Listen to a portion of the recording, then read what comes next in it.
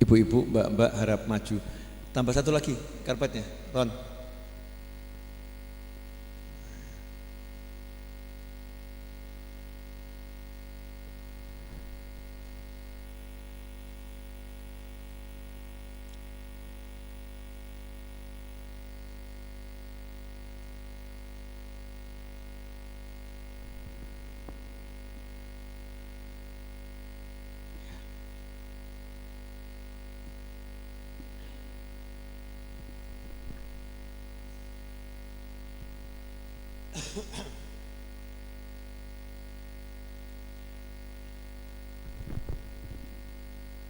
Mas Seto sudah live ini? Bismillahirrahmanirrahim. Alhamdulillahirabbil alamin. Allahumma shalli wa sallim ala sayyidina Muhammadin miftahi babi rahmatillah adada ma fi ilmillah salatan wa salaman daimain bidawami mulkillah wa ala alihi wa sahbihi. Allahumma shalli ala sayyidina Muhammadin salatan taftahu biha lana futuhal arifin wa tufaqihuna biha fid din wa ala alihi wa sahbihi. Assalamualaikum warahmatullahi wabarakatuh. Hadirin kaum muslimin dan muslimat dimanapun anda berada, alhamdulillah malam hari ini kita bisa berkumpul kembali sehat walafiat. Tema malam ini sengaja saya angkat tema memuliakan ulama. Memuliakan ulama. Kenapa? Karena bangsa yang kuat itu bangsa yang bisa memuliakan ulamanya. Negara Kesatuan Republik Indonesia yang kita cintai ini merdeka, tidak bisa dipisahkan dari peran ulama. Bahkan yang paling berperan adalah para ulama. Karena dahulu masyarakat kita ini sangat mencintai, sangat memuliakan para ulama, maka bangsa kita ini pun diberi Allah anugerah kemerdekaan setelah ratusan tahun dijajah. Ya, setelah ratusan tahun dijajah, maka sejarah penjajahan ratusan tahun itu bisa jadi akan berulang kembali dalam bentuk yang lain kalau upaya untuk memuliakan, mengagungkan, menghargai ulama tidak kita lakukan dan tidak kita ajarkan kepada anak-anak kita, keluarga kita, teman kita, sahabat kita. Karena tidak menghargai ulama sama dengan tidak menghargai Nabi dan Rasul. Siapa yang melecehkan ulama sama dengan melecehkan Nabi dan Rasul. Siapa yang merendahkan ulama sama dengan merendahkan Nabi dan Rasul. Bagaimana seperti itu? Iya, karena sekarang kita di tengah-tengah kita nggak ada Nabi.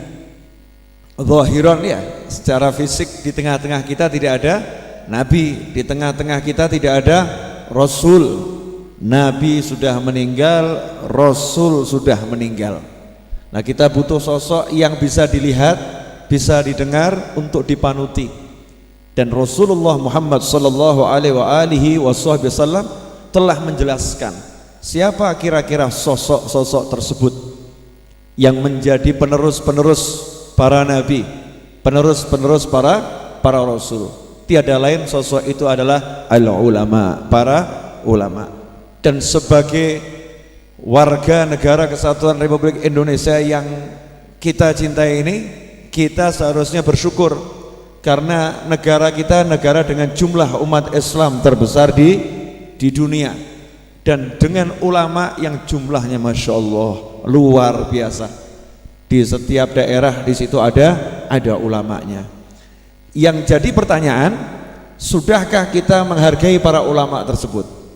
Sudahkah kita memuliakan para ulama tersebut? Atau kita meletakkan para ulama tersebut di urutan yang kesekian? Sementara setelah Allah tidak boleh ada yang mengalahkan Rasul. Allah, Rasul, baru para malaikat. Sementara Rasul telah menyatakan SAW bahwasannya al-ulama warathatul anbiya. Para ulama itulah pewaris para nabi.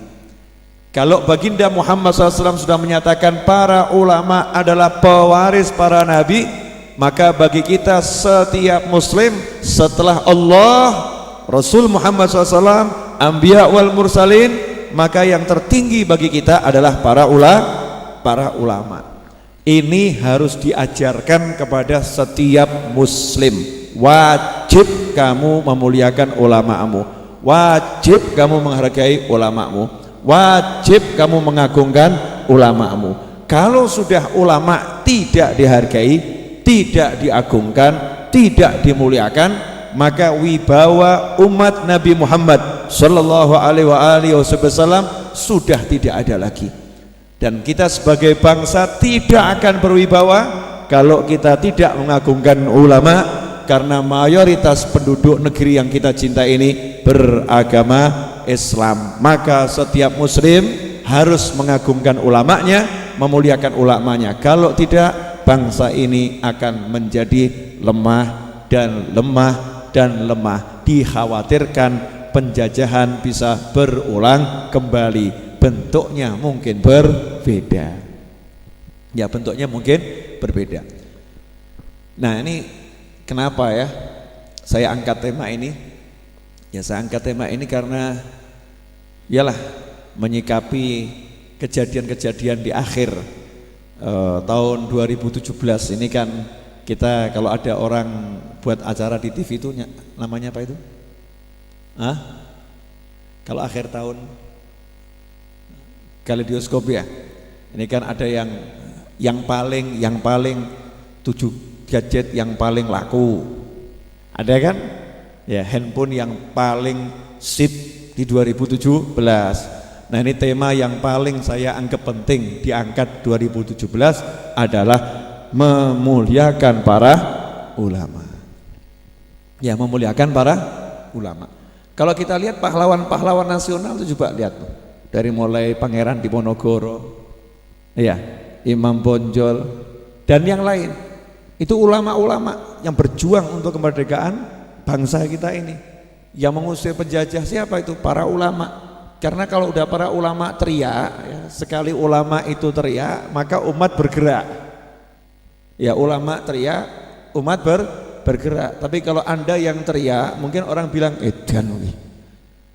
Ada orang gila teriak. Tapi kalau ulama yang teriak, maka umat bergerak. Itulah hebatnya para ulama. Makanya ulama itu hati-hati, nggak gampang teriak. Ulama itu tidak mudah meneriakkan sesuatu, kecuali kalau sudah diperintahkan untuk meneriakkan, baru para ulama berteriak. Ya, insya Allah di bangsa kita ini kan alhamdulillah ya, tidak ada gangguan dari luar yang mau merongrong yang kelihatan. Kalau ada ya kita para ulama akan bangkit. Ya, para ulama akan bangkit. Nah, jangan sampai nanti, dan semoga tidak ada, kalau ada yang merongrong bangsa, ulama nggak didengar. Ya, ulama nggak didengar. Makanya udah saatnya kita sekarang mengajarkan kepada anak-anak kita, Nabi Rasul ya ulama, Nabi Rasul ulama. Kamu harus cinta ulama, kamu harus muliakan ulama, karena itu bagian daripada beragama.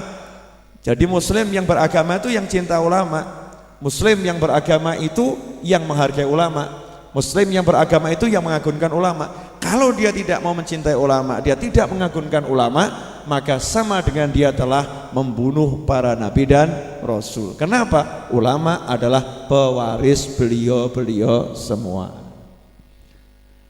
Dulu ya,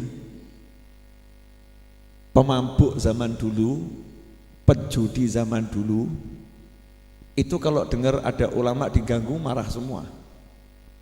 Jelek-jelek begini, ya, saya itu paling tidak bisa kalau ulama diganggu.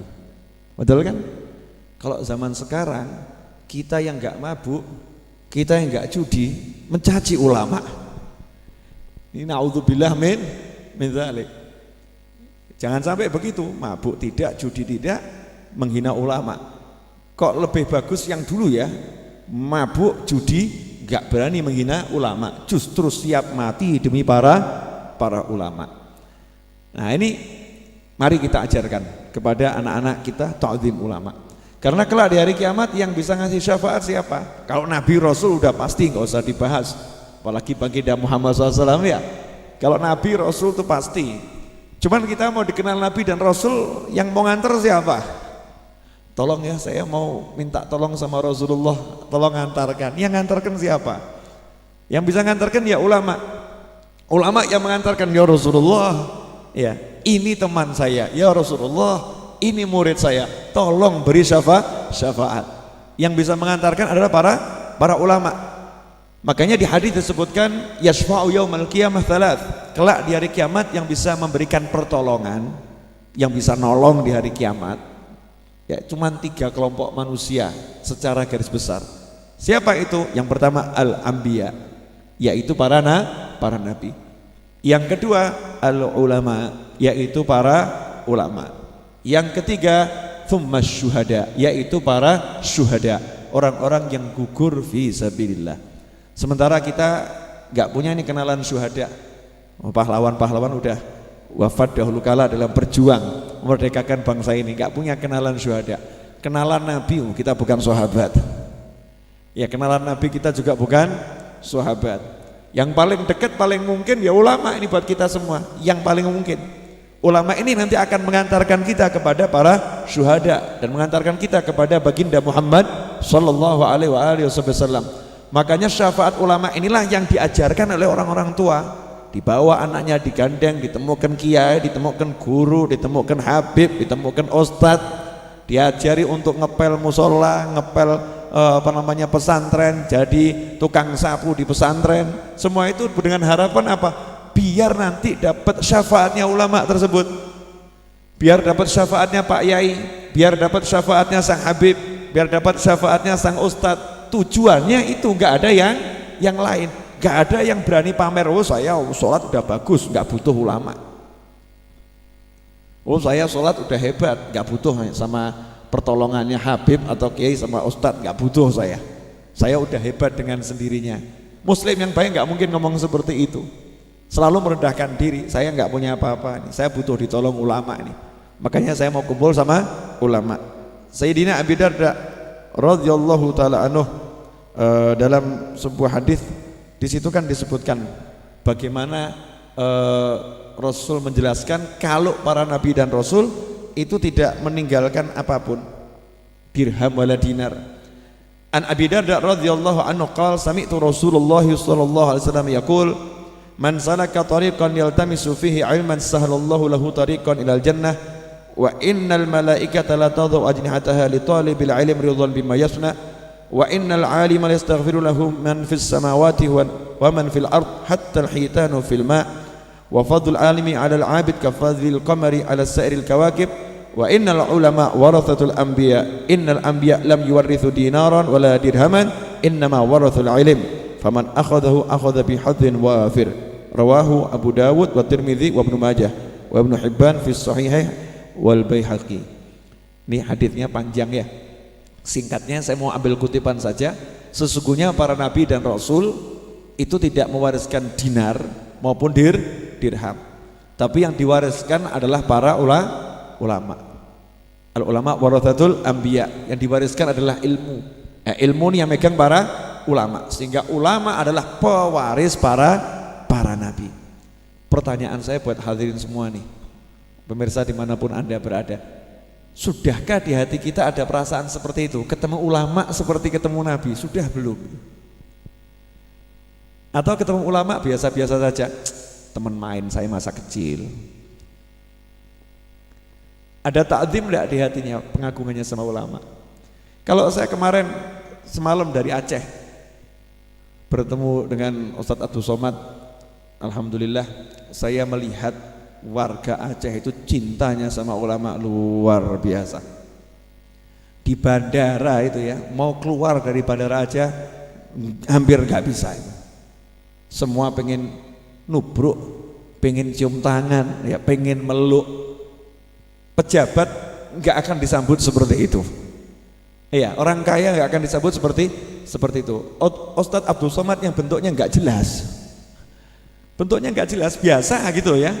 wajah-wajah biasa, tubuh ya biasa, ya ala kadarnya, bentuknya ya seperti itu pengen nubruk semua, pengen cium gitu kan. Kalau saya ditubruk kan memang pantas ganteng gitu ya, wajar. Ustaz Abdul Somad tidak jelas itu dikeroyok orang tuh, pengen ada yang nubruk, ada yang mau ini gitu kan, sehingga pengawalannya itu Masya Allah nggak mudah, itu pengawalannya nggak mudah. Ini Ustaz Abdul Somad. Kemudian seperti zaman Nabi Muhammad SAW ketika hijrah dari Mekah ke Madinah, sudah ada yang siap nabuh, Tola'al badaru alaina gitu kan, pakai tabuhan-tabuhan itu. Luar biasa sambutannya masyarakat Aceh kepada ulama, luar biasa. Andai kata setiap kota seperti itu, setiap provinsi seperti itu, aman-aman Indonesia, damai-damai Indonesia, akan maju Indonesia, akan menjadi negara yang kuatnya luar biasa. Karena bangsa yang kuat ini dari masyarakatnya, semangatnya. Kalau udah ulama ini dipanuti, ulama ini diagungkan, ulama dimuliakan, berarti masyarakatnya melihat ada nabi di negaranya, ada rasul di kotanya, ada wakil-wakil Allah di tempat dia berada. Kalau sudah seperti itu, yang terjadi kita sudah seperti itu atau belum? Hanya Anda yang bisa menjawab, saya nggak bisa. Itu kembali kepada pribadi masing-masing. Dalam hadis yang lain, Rasulullah Shallallahu Alaihi Wasallam menyebutkan, An Ibnu Abbas radhiyallahu anhuma qala qulna ya Rasulullah man nujalis. Sayyidina Abdullah bin Abbas radhiyallahu taala anhuma, sepupu Nabi Muhammad SAW, bertanya kepada Rasulullah, man nujalis, ya Rasulullah, kami ini kalau mau duduk-duduk, kalau bahasa gaulnya mau nongkrong, kami kalau mau nongkrong enaknya sama siapa? Mau duduk-duduk enaknya sama siapa? Man nujalis. Maka Rasulullah SAW bersabda, qala man yazidu fi ilmikum mantiquh. Duduklah dengan orang yang ucapannya menambah ilmumu. Jadi kalau ada teman yang kalau kita duduk obrolannya buat kita tambah ilmu, nah itu cocok dijadikan teman nongkrong. Tapi kalau teman duduk yang diobrolkan cuman dolar naik, dolar turun, pasar rame, pasar sepi, yang diobrolkan gitu perut lapar, perut kenyang. Yang diobrolkan seperti itu, hari ini enaknya ini masak apa, makan apa, cuman itu yang diobrolkan. Atau naudzubillah min dzalik, obrolan yang gunjing orang, apalagi memperbincangkan ulama. Naudzubillah min dzalik, tinggalkan teman-teman yang seperti itu, jangan dijadikan teman nongkrong. Perintah Nabi Muhammad SAW, jadikan teman dudukmu itu siapa? Orang yang kalau kamu duduk bersamanya, ucapannya membuat kamu dapat tambahan ilmu. Kemudian yang kedua, wa yuraghibukum fil akhirah amaluh, dan perbuatannya menyebabkan kalian menjadi pengin segera ke akhirat. Ya, pengin, maksudnya bukan pengen mati. Pengen segera ke akhirat itu pengen amal soleh. Jadi lihat orang-orang ini beramal, kita jadi pengen sholatnya jadi diperbaiki, pengen memperbaiki puasa, pengen amal soleh. Jadi kalau melihat perbuatannya pengen amal soleh. Tapi naudzubillah min dzalik, lihat perbuatannya jadi pengen maksiat. Oh jangan ini. Jangan duduk sama orang yang seperti itu. Duduklah dengan orang yang lihat gerak-geriknya langsung ingat akhirat.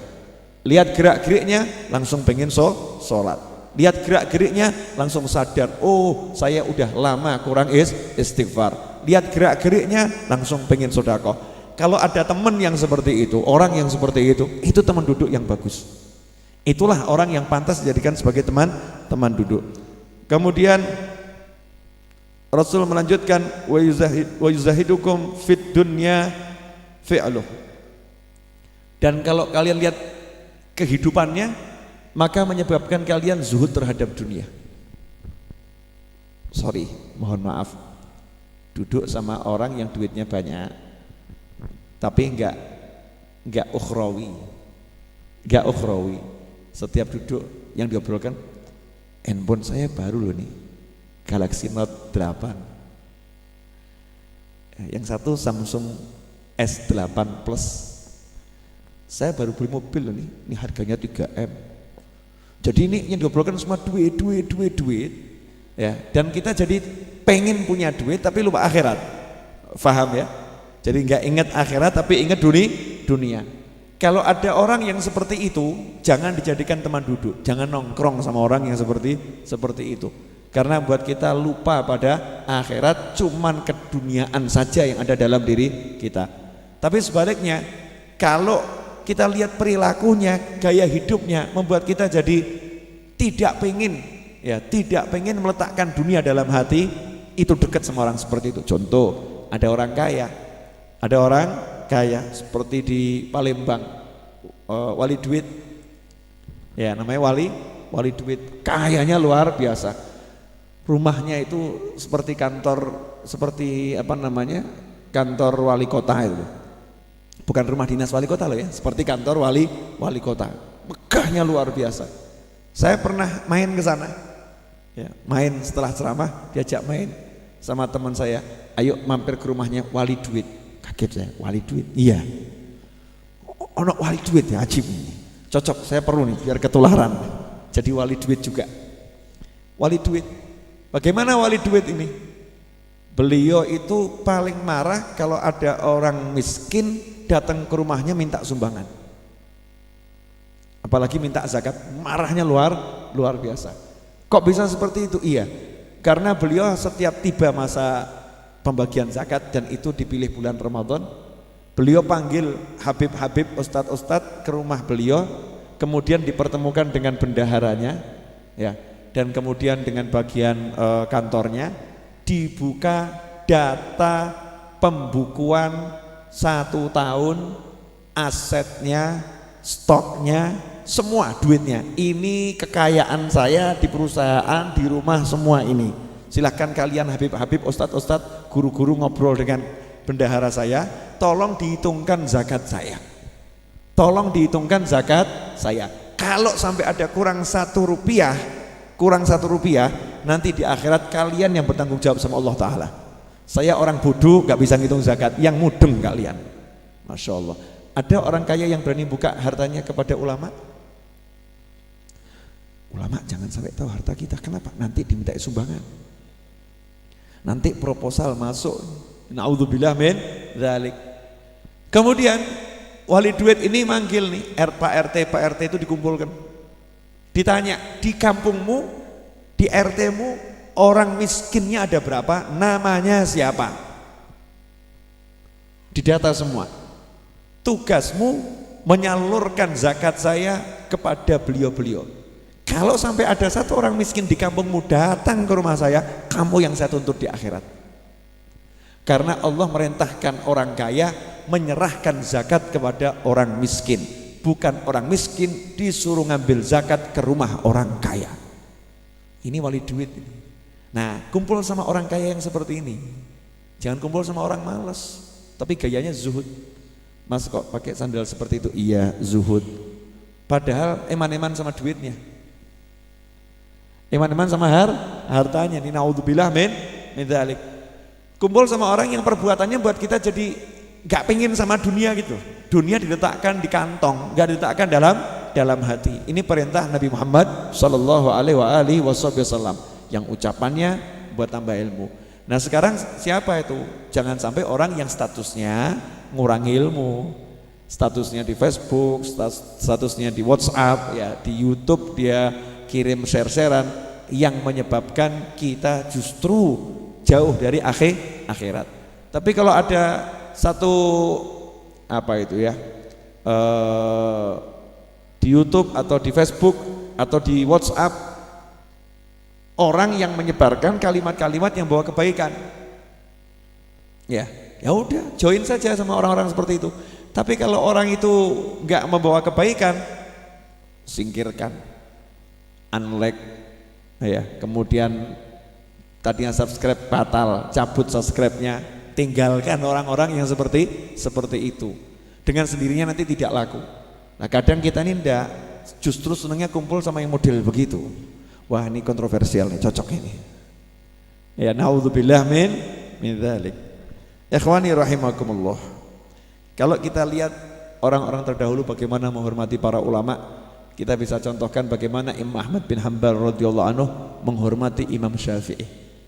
Ya, bagaimana Imam Ahmad bin Hanbal menghormati Imam Syafi'i. Imam Syafi'i radhiyallahu taala anhu adalah gurunya Imam Ahmad bin Hanbal. Makanya saya beberapa waktu yang lalu ceramah, ya saya nanya sama orang-orang yang ngaku cinta sama Habib Rizik. Kamu ini cinta sama Habib Rizik, tapi habis sholat apakah kamu doakan Habib Rizik? Apa kamu doakan Habib Rizik agar bisa segera kembali ke tanah air sehah wal afiyah, selamat, panjang umur fi taatillah, atau cuma diem tok gitu ya sambil ngelamun, kapan dia balik ya, kapan dia balik? Yang mana ini? Ini kalau yang aku cinta sama ulama, ngaku murid, itu ya mendoakan gurunya. Imam Ahmad bin Hanbal radhiyallahu taala anhu setiap habis sholat, assalamualaikum warahmatullah, assalamualaikum warahmatullah. Imam Ahmad bin Hanbal itu hafal 1 juta hadis, hafal 1 juta hadis, gak nanggung-nanggung. Setiap habis sholat masih doakan Imam Syafi'i, Rabbi ghfirli wali walidayya wali Muhammad bin Idris Asy-Syafi'i. Ya Allah, ampuni aku, ampuni kedua orang tuaku, dan ampuni Muhammad bin Idris Asy-Syafi'i. Ini contoh yang sangat baik bagaimana orang dahulu menghormati ulama. Padahal ini ulama loh ya. Ulama masih menghormati ulama, mau mendoakan. Jangan sampai akhirnya justru saling menjatuhkan. Santri menjatuhkan ulama yang lain. Karena santrinya A, ada ulama B. Nah, ini gurunya A tidak cocok sama ulama B. Oh, santrinya menjatuhkan ulama B. Ini naudzubillah min dzalik. Doakanlah para ulama, mintakan ampun kepada Allah Subhanahu wa taala. Itu bukti kalau kita memuliakan dan menghormati para ulama. Kemudian dalam riwayat Imam Darimi radhiyallahu taala anhu disebutkan bahwasannya Abdullah bin Mas'ud berkata, "Ughdu 'aliman." Jadilah kamu seorang yang alim, au muta'alliman, atau orang yang cari ilmu, au mustami'an, atau orang yang suka mendengar, au muhibban, atau orang yang mencintai, wala takunir rabi wala takunil khamis fatahlik, atau kama qala sallallahu. Jangan jadi yang nomor 5, maka kamu nanti akan binasa. Yang riwayat ini, ughdu aliman au muta'alliman au mustami'an wala takunir rabi fatahlik. Jadilah kamu orang yang alim, atau menjadi orang yang mencari ilmu, atau menjadi orang yang suka mendengarkan ilmu. Jangan menjadi yang nomor 4. Selain 3 itu, maka kamu akan binasa. Sedikit saya mau bahas. Disuruh jadi orang yang alim, gak bisa. Suruh jadi orang yang cari ilmu, tinggal di pesantren. Kalau nggak di pesantren, ada orang soleh, tinggal di rumah orang soleh tadi, melayani, berusaha cari ilmu, nggak bisa. Au mustami'an, ya udah model-model seperti Anda ini. Nah ini mustami ini. Ini bukan muta'alim ini, muta'alim datang seminggu sekali, ya bukan muta'alim. Cari ilmu kok datangnya sepekan sekali, itu bukan cari ilmu. Pendengar nih, kelasnya pendengar, apalagi yang via YouTube, via Facebook, atau sosmed yang lain yang sekarang mungkin lagi menyaksikan. Ini termasuk mustami'an, mendengar. Tidak bisa ternyata, tidak punya waktu, datang ke majelis tidak punya. Ini ada share-sharean, siaran langsung, pengajian, misalnya Ustadz Yusuf Mansur, tinggal klik buka, iman-iman kota, sayang kotanya nih. Ini modal kuota aja nggak mau dia, modal kuota aja nggak mau. Nah ini mustami'an nggak, dengarkan tidak, hadir juga tidak, sibuk, ya, duitnya nggak cukup, ya udah. Jadi yang nomor 4 apa itu? Muhibban, pecinta. Nah orang dulu ini banyak yang masuk nomor 4 nih, jadi pecinta ulama. Yai, saya kalau suruh hadir majelis gak bisa Yai, gak ada waktunya Yai. Tapi tolong Yai kalau butuh mau angkut truk saya ada 5 silahkan dipakai. Nah, ini pecinta ini pecinta. Guru saya mohon maaf saya nggak bisa aktif di majelis, mungkin setahun bisanya datang sekali kalau acara besar. Tapi guru kalau mau pakai mobil saya silahkan, saya punya Velfire 10 di rumah. Silahkan guru pakai kalau mau pakai. Ini muhib ini yang namanya pecinta. Semoga Allah memperbanyak orang yang seperti ini. Ya. Kemudian satu lagi, Guru Habib, ya saya ini bodoh Bib dan rodok males Bib, datang majelis repot. Kerja saya ini kuli soalnya, angkut-angkut paket Bib, angkut-angkut paket. Nama saya Ucup Bib. Nah, perkenalkan nama saya Ucup Bib. Terus terang kalau suruh hadir majelis saya susah Bib, karena saya harus lembur untuk cari duit sebanyak mungkin. Tapi jangan khawatir Bib, kalau kerja bakti butuh untuk jebol-jebol, angkut-angkut, gali-gali, saya siap Bib. Ini saya ngangkut 5 orang bisa nih. Ini muhib ini pecinta. Jadi dia punya tenaga, dia manfaatkan untuk tenaganya. Nah ini jadi pecinta ini mahal. Karena begitu dia jadi yang alim nggak bisa, cari ilmu nggak bisa, pendengar nggak bisa, modal pecinta, nakal dia. Modalnya pecinta, pangkatnya masuk ulama. Yuhsyarul mar'u ma'aman ahab. Seseorang akan dikumpulkan bersama yang dia cintai. Dia cinta ulamanya, langsung kumpul sama ulama. Dia cinta sama santrinya, masuk dalam kelompok santri. Dia cinta sama mustami' seperti ini, dia masuk dalam kelompok mereka. Semua kelompok didatangi sama dia, luar biasa ini. Kelompok pecinta, gak kalah. Jangan jadi yang nomor 5. Lah ini repot, komentator.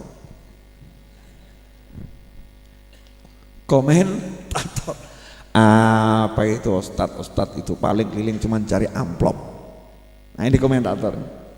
Naudzubillah min dzalik.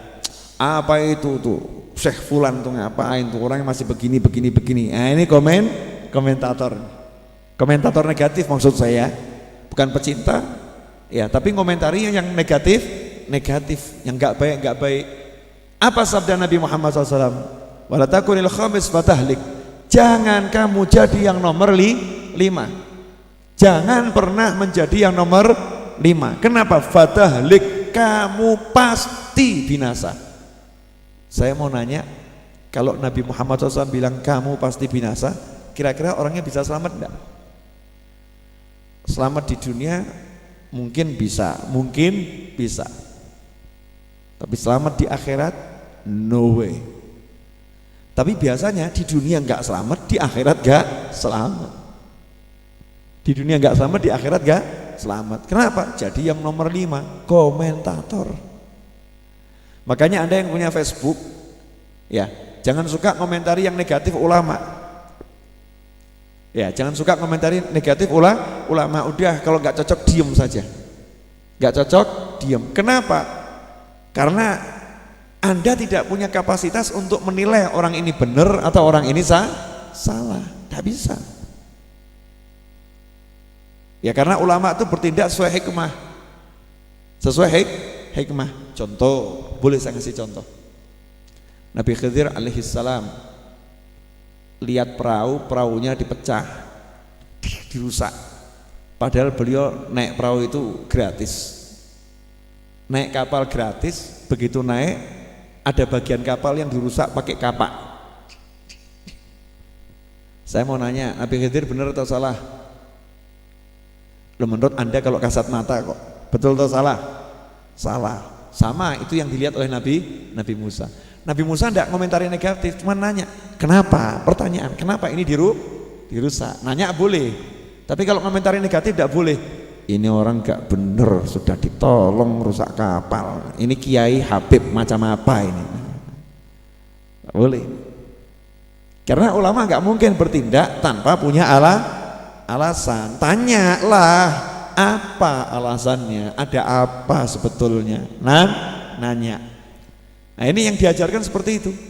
Nabi Khidir alaihissalam lihat anak kecil lagi main-main, samperin, pegang kepalanya, dipotes seperti di film-film. Ya mati. Lalu Nabi Musa kaget, anak kecil tidak punya salah kok dibunuh. Nanya tapi Nabi Musa, kenapa? Ada apa ini gitu. Nah, ini kepada ulama kita yang udah orang dikenal ulama, kita jangan komentar negatif. Kalau ada perilakunya yang nggak cocok sama kepala kita, sama akal kita, tugas kita nanya, ada apa ini? Ilmu kita belum sampai. Kita bukan seseorang yang punya kapasitas untuk meneliti perbuatan para ulama. Biarlah ulama yang meneliti ulama. Biarlah ulama yang menasehati para ulama. Tugas kita apa? Melihat, Kalau ada yang nggak pas tutup mata, telinga ditutup, mulutnya mendoakan Allahumma ghfir lahu. Ya Allah ampuni beliau. Ya Allah beri beliau kesehatan. Ya Allah beri beliau tambahan hidayah. Mendoakan yang baik-baik saja. Oh ini kalau dilakukan indah. Kalau dilakukan indah akan menjadi sesuatu yang luar biasa. Masya Allah. Pengalaman kumpul sama para ulama yang betul-betul ulama. Gak usah jauh-jauh ketika saya ketemu dengan Ustadz Abdul Somad. Itu beliau nggak mau berjalan di depan saya, maunya saya yang disuruh di depan. Sementara saya juga nggak mau di depan, saya pengen beliau di depan. Kenapa? Gak enak saya di depan, dorong-dorong orang soalnya. Tapi karena beliau nyuruh saya di depan, saya niatkan saya di depan apa? Pengawal, buka jalan, nyarikan jalan. Ayo. Sementara beliau niatkan apa? Ini cucu Rasulullah. Ini cucu Rasulullah. Saya akan menghormati cucu Rasul Muhammad sallallahu alaihi wasallam. Saya anggap saya carikan jalan, beliau nganggap saya cucu Rasul. Asik banget nih, sama-sama punya niat yang baik. Ini kalau dilakukan kita sama sesatu yang santri yang satu ke santri yang lain, ustadz yang satu ke ustadz yang lain, ulama yang satu ke ulama yang lain, saling menutup kekurangannya, memunculkan kelebihannya, sejuk bangsa ini. Ya sejuk bangsa ini, dan bangsa ini kuat. Nah begitu dengar ada ulama kita nggak diterima di Hong Kong, mestinya se-Indonesia Raya ini para ulama kemudian meneriakkan kata yang sama. Tanya sama Hong Kong ya, kenapa kok ditolak? Itu ulama kami. Nah, keren itu seperti itu. Kalau bisa, sekarang belum. Ya sekarang belum. Paling kita tanya dan jawabannya ya sama seperti yang disampaikan. Itu hak pemerintah Hong Kong. Ya seperti itu. Tapi kita punya tekad gitu. Gimana nanti suatu saat dunia ini akan melihat ulama-ulama Indonesia seperti dahulu ulama-ulama kita dilihat oleh dunia. Sekarang ulama kita kurang dilihat ternyata kan ya. Betul nih. Ternyata ulama kita kurang dianggap. Ini bentuk nggak jelas, pulangkan saja nih. Kurang dianggap. Nah kalau ulama-ulama kita sudah dianggap, oh masya Allah, kita bisa gagah nih di dunia ini, di hadapan siapapun. Siapa yang salah? Kita ini sebagai santri-santri, kita sebagai umat inilah yang kurang menghargai ulama kita. Maka Allah kasih contoh satu nih loh, kalau kamu kurang menghargai ulamamu, akibatnya seperti ini. Ya akibatnya seperti ini. Makanya belajar lewat kajian malam hari ini. Saya pengen siapapun yang melihat, yang mendengar, mengajarkan kepada yang lain. Hargai nabimu, hargai rasulmu dengan menghargai para ulamamu. Saya itu tadi kan transit di Jakarta, di bandara sebentar, satu pesawat sama Ustadz Abdul Somad. Saya sengaja ketika di pesawat, panitia bilang, Habib nanti duduknya di depan sendiri ya, berdampingan dengan Ustadz Abdul Somad. Saya bilang nggak mau. Kenapa? Saya mau duduk di belakang saja. Saya nggak mau di sampingnya Ustadz Abdul Somad. Kenapa Habib? Ya nanti saya nggak bisa tidur. Saya nggak bisa istirahat. Maksud saya Ustadz Abdul Somad tidak akan bisa istirahat. Akhirnya nggak enak sama saya nggak enak sama beliau, sama-sama nggak enak. Jadi sama-sama diem nanti ya. Padahal beliau belum tidur, ya belum istirahat. Jadi saya pilih di belakang. Turun dari pesawat, otomatis yang di depan keluar duluan tuh. Nah, saya nunggu agak lama dah, baru keluar. Saya udah lama keluar, ternyata beliau masih di depan pintu pesawat itu, baru tempat keluar itu ya di situ. Kenapa? Dikerubung orang, minta selfie, minta foto dan lain sebagainya. Saya bayangkan, ya Allah, kesian ya jadi ulama ya. Jangan dikira enak gitu. Capeknya luar biasa, ninggalkan keluarganya, ninggalkan kampungnya. Hari ini ada di Aceh, besoknya ada di Palembang, besoknya di Jakarta, besoknya di mana, di kotanya sendiri kapan gitu. Kumpul sama anaknya kapan, kumpul sama istrinya kapan, kumpul sama keluarganya kapan. Mau duduk enak tuh susah, mau duduk enak itu susah. Nah orang-orang yang seperti ini yang harus kita hargai, harus kita muliakan. Jangan karena kurangnya sedikit, kurangnya dibesar-besarkan, jasanya sedemikian hebat dilupakan. Ini umatnya siapa yang model seperti ini? Pasti bukan umat terbaik dari umat Nabi Muhammad SAW. Saya kasih contoh Rasulullah SAW. Ada sahabat namanya Hatib bin Abi Balta'ah. Hatib bin Abi Balta'ah radhiyallahu ta'ala anhu. Sayyidina Hatib bin Abi Balta'ah ini pernah dalam perjalanan Rasul dan para sahabat radhiyallahu ta'ala anhum ajmain akan menaklukkan kota Mekah, mengambil alih kota Mekah dengan jumlah sahabat yang luar biasa. Dalam perjalanan tiba-tiba malaikat Jibril alaihissalam turun mendatangi Nabi Muhammad SAW dan menginformasikan, ya Rasulullah, ada salah satu yang membocorkan strategimu ini, ya, dalam perjalanan ke Mekah ada yang berangkat membocorkan. Tapi hebatnya Allah Ta'ala, Allah tidak mengizinkan malaikat Jibril alaihissalam menginformasikan siapa orangnya. Jadi Nabi nggak dikasih tahu orangnya siapa. Dari Allah ngajari nutup aib orang tuh ya, nutup aib orang biar nggak curiga-curigaan tuh. Kalau udah tertangkap tangan, bukti ada lah, itu baru boleh disebut. Tapi kalau nggak boleh disebut. Allah pun tidak menyebut kalau buktinya belum ada. Luar biasa Allah subhanahu wa ta'ala. Ini kadang pelajaran begini kita nggak ngeh. Cuman malaikat Jibril turun bilang sama Nabi perintahkan Sayyidina Ali cari. Urutannya itu harus diikuti. Kenapa Allah ngasih tahu Nabi SAW lewat malaikat Jibril tanpa beritahu namanya, tanpa beritahu siapa orangnya? Karena Allah menjaga kehormatan seorang muslim. Allah nggak ingin mencemarkan seorang muslim. Allah tidak ingin membuka aib seorang muslim. Allah yang mencontohkan tutup aib seorang muslim kecuali terbukti dia berbuat salah dan buktinya itu nyata. Maka Nabi Muhammad SAW perintahkan Sayyidina Ali bin Abi Thalib dan seorang sahabat yang lain untuk mengejar, ya, untuk mengejar perjalanan ke Mekah ini. Coba kejar. Sayyidina Ali berangkat, di tengah jalan ketemu perempuan. Singkat cerita perempuan itu diinterogasi, kamu bawa surat ya dari teman kami untuk orang-orang yang ada di Mekah? Enggak. Jawab Sayyidina Ali, nabiku enggak mungkin keliru, nabiku enggak mungkin salah, pasti kamu bawa. Dah kamu jujur atau saya geledah, kalau sampai perlu akan saya telanjangin kamu. Kalau perlu ya akan saya telanjangi kamu. Takut perempuan tadi, oh jangan. Perempuannya takut malu, kalau sekarang silahkan. Naudzubillah min dzalik. Ini kafir, malunya luar biasa. Jangan. Ini suratnya ada di sini, disanggul. Kertas itu disimpan, disanggul, dikeluarkan. Ditanya sama Sayyidina Ali, siapa ini yang bocorkan ini? Siapa yang ngasih surat ini? Siapa namanya? Hatib bin Abi Balta'ah radhiyallahu anhu. Pulang Sayyidina Ali, serahkan ke Rasulullah, ya Rasulullah ini suratnya dan pelakunya adalah Hatib. Ada bukti, ada saksi. Apa yang dilakukan Nabi Muhammad SAW?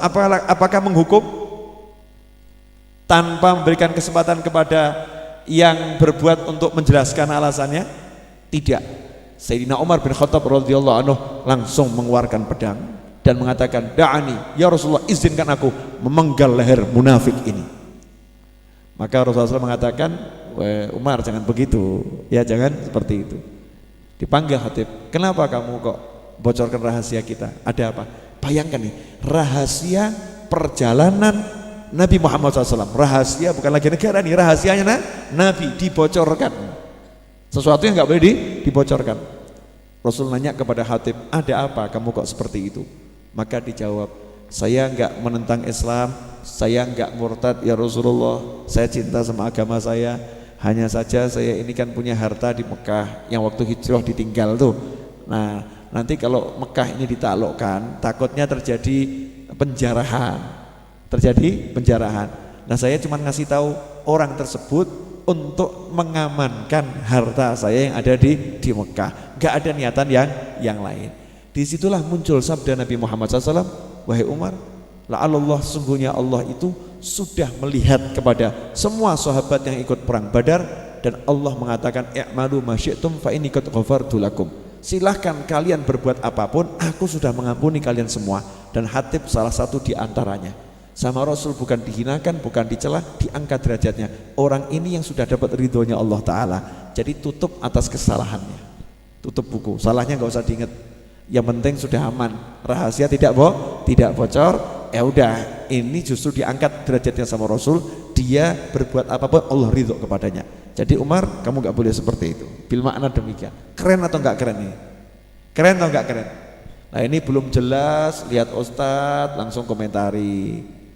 Ya, lihat Kiai komentari, lihat Habib komentari. Ya, naudzubillah min dzalik. Nanti yang terjadi apa? Ya, komentator ini atas lisan Nabi Muhammad SAW dapat predikat fatahlik, kamu akan binasa, kamu akan binasa. Kita nggak usah ngurusin komentator, sudah langsung diurus Nabi Muhammad SAW, kamu akan binasa. Maukah Anda binasa? Maukah Anda binasa? Maukah Anda celaka? Jangan lagi jadi komentator, kecuali yang positif. Karena itu akhir 2017 ini mari kita dukung para ulama. Mari kita cintai para ulama. Mari kita ajarkan kepada saudara, kerabat, teman, warga negara kesatuan negara yang kita cintai ini untuk mengagungkan para ulama. Karena para ulama pewaris para nabi. Tunjukkan cinta kita kepada nabi dengan mencintai para ulama. Semoga barokah, manfaat. 50 menit telah saya berbicara, Anda tidak terasa, bukan urusan saya. Ini saya kan baru datang dari Aceh, besok subuh sudah harus jalan lagi ke Pemalang. Ya, pokoknya muter terus. Jadi cukup, nanti yang tempatnya Habib Syekh silahkan lanjut ke tempat Habib Syekh. Yang pengen ngobrol-ngobrol sama saya mau rapat sama teman-teman persiapan hall Solo. Kan tempat ini untuk menampung tamu-tamu hall. Jadi saya mau rapat sama teman-teman. Dan sekaligus untuk teman-teman saya dimanapun berada, di Kalimantan, Sumatera, Sulawesi, di Bali, di Lombok, dimanapun di wilayah Indonesia ini ataupun di luar Indonesia yang datang hall Solo, bingung cari tempat untuk istirahat. Alhamdulillah musola kami 400 meter persegi, 3 lantai. Silahkan kalau mau tidur di sini, tinggal meletakkan tubuhnya, insya Allah bisa tidur. Tapi mohon maaf tidak ada kasur. Ya di musola ini nanti dibuka untuk orang yang mau istirahat di sini bebas. Insya Allah airnya cukup, kamar mandinya ada, gratis tanpa biaya, bahkan insya Allah dapat makan di sini. Ya, tergantung teman-teman saya nanti bisa menyediakan atau tidak. Ya, nanti rapat akan dibahas. Ya, akan dibahas siapa yang mau masak, siapa yang mau standby jaga di depan, jaga parkir, siapa belajar jadi pelayan. Ya, belajar jadi pelayan. Niat memuliakan ulama, karena hall itu takzim kepada ulama. Mari kita tutup dengan doa yang biasa kita baca, dan kita niatkan pula agar para ulama dimanapun berada, khususnya ulama-ulama kita yang tinggal di bangsa kita cinta ini, dilindungi oleh Allah Subhanahu Wa Taala. Saya serukan kepada seluruh santri dimanapun berada, ya, seluruh santri, saya serukan kepada seluruh santri dimanapun berada, khususnya santri-santri yang fahamnya ahlus sunnah wal jamaah. Saya ijazahkan kepada kalian semua untuk membaca wirdus sakron, ya, wirid yang disusun Habib Ali bin Abi Bakar As-Sakron. Saya ijazahkan kepada kalian semua di jagat raya, khususnya Indonesia Raya. Itu wirid dari leluhur saya ijazahkan sebagaimana saya terima secara nasab dan juga dari guru-guru saya.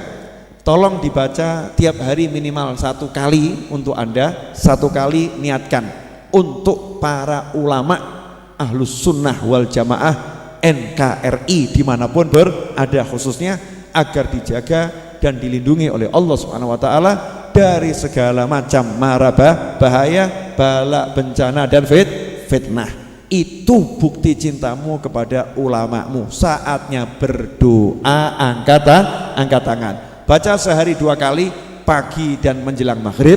Yang 1 pagi niatkan untuk dirimu, yang menjelang maghrib niatkan untuk guru-gurumu. Insya Allah nanti kita dapat syafaatnya para ulama. Teks wirdus sakronnya seperti apa akan saya upload di fanpage saya. Silahkan nanti diunduh di situ. Saya akan upload file wirdus sakron yang paling pendek karena versinya ada beberapa.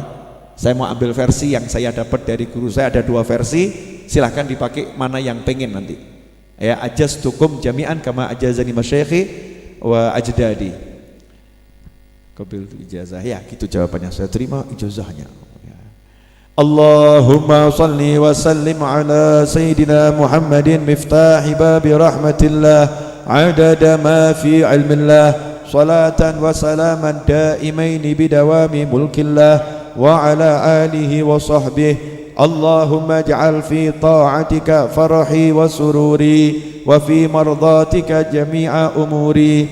Allahumma ya alim bihalati wa muttali ala sarairi wa niyati iqdi jami'a hajati waghfir dhunubi wa sayyiati wa tajawaz an khati'ati wa zallati wa taqabbal jami'a hasanati wa samihni fima madha wa ma ya'ti واكتبني في ديوان ساداتي واسلك بي سبيل نجاتي في حياتي ومماتي. اللهم إني طامع في عطاك راغب في رضاك مستسلم لقضاك فاكتبني من أولياك واسلك بي سبيل هداك وألحقني بأصفياك.